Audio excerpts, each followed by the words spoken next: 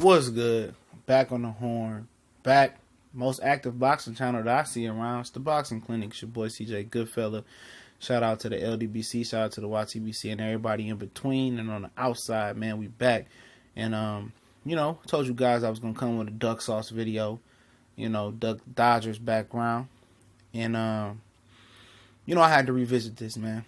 Even after Rigondeaux took a nasty L to Lomachenko where he quit, we tend to forget that, he ran off an entire division. He really did.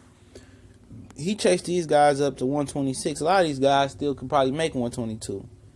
But they didn't want to fight at 122 because they were scared of Rigondeaux. And scared and fear is two different things. You fear something, but, most times than not, you'll take it on, head on. These guys were scared of this guy, His name rung bells like Omar walking through the streets, Baltimore in the Wire, And we tend to forget that, once he quit, the system, like 7A Sports did a video talking about how the system that broke Rigondeaux. You can check that out, at his page. But matter of fact, I'll leave that link in the description so you can check that video out. It was deep. The system broke Rigondeaux, and he had to move up just to get livelihood to feed his family and talk a lot of junk to get Lomachenko, just to get a fight of magnitude and get on TV. He took a risk. Yeah, he quit, but let's not forget about the guys that didn't even attempt to try.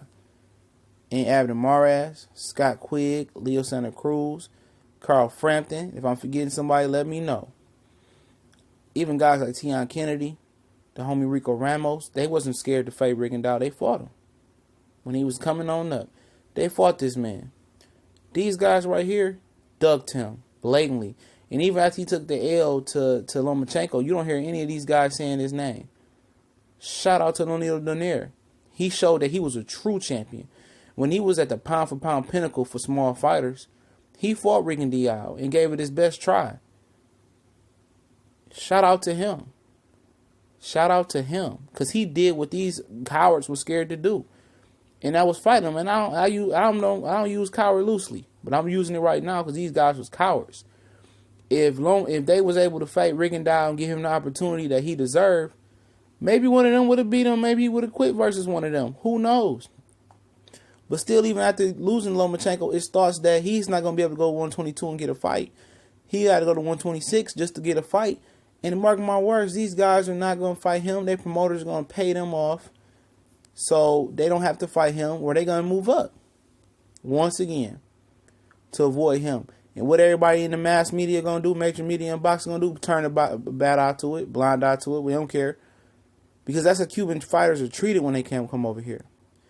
And somebody say, yeah, it's not the promoters. They're right, because the promoters believe in their talent. I stand corrected. It's the networks that broke Rigondeaux. Nobody in the major media criticizes Leo Santa Cruz. And I'm talking about YouTube. I'm talking about Dan Fat Rayfield. I'm talking about Stevie Kim. All this stuff, and Doug Fisher, all this stuff that they talk about, Jim Lampley. They don't talk about the blatant duck sauce that a lot of these guys do to Rigondeaux and how the system broke him. Not only did the system break him, but these coward new generation fighters that we looking right here broke him. Made him move up and do stuff that he shouldn't even have had to move up and did. But nobody really cover and talk about it, so that's the reason they get away with it. Because they got ethnic background. They got ethnic support from their countries. They bring money to the sport. And when money became more important than pride, than having balls, than having clout, when you can have all the clout you want in the media when your manager advisor is Al Heyman or you with Bob Arum, and they can spend the media and just make Rigondeaux disappear at the drop of a dime. Because Leo Santa Cruz was part of the fighters that went back to Golden Boy when Oscar and Al Heyman split the fighters, and Oscar proceeded to make Rigondeaux. A lot of people don't know that. Rigondeaux and Santa Cruz, he tried to make it. Santa Cruz called Al Heyman. Al Heyman backed the truck in, bought Santa Cruz out of that Golden Boy contract, took him back over to PBC.